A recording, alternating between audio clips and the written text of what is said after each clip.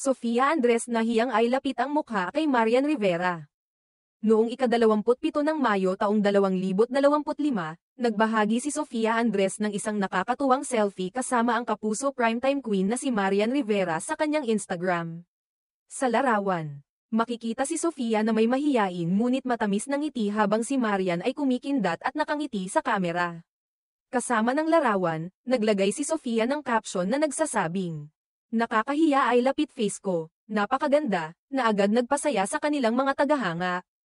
Ang simpleng post na ito ay nagpakita ng kanilang magandang samahan at nagbigay saya sa kanilang mga taga-subaybay. Ang naturang post ay nagbigay ng kasiyahan sa kanilang mga tagahanga, na labis na natuwa sa kanilang bonding. Marami sa mga netizens ang nagkomento ng mga positibong mensahe, nagpapakita ng kanilang suporta at paghanga sa dalawa.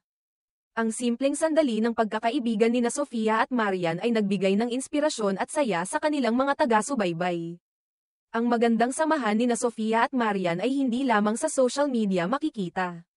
Noong nakaraang taon, nagbahagi si Sofia ng isang larawan ng kanyang anak na si Zoe kasama ang anak ni Marian na si Sixto. Makikita sa larawan ang kanilang malapit na ugnayan at ang pagbuo ng pagkakaibigan sa pagitan ng kanilang mga anak. Ang mga ganitong sandali ay nagpapakita ng tunay na pagkakaibigan at suporta sa isa't isa, na higit pang nagpapalalim ng kanilang relasyon. Sa kabila ng pagiging abala sa kani-kanilang mga karera, patuloy na pinapahalagahan ni Sofia at Marian ang kanilang pagkakaibigan. Ang kanilang mga simpleng galak at sandali ng bonding ay nagsisilbing paalala na sa kabila ng lahat ng tagumpay at abala, mahalaga pa rin ang tunay na pagkakaibigan at ang suporta sa isa't isa.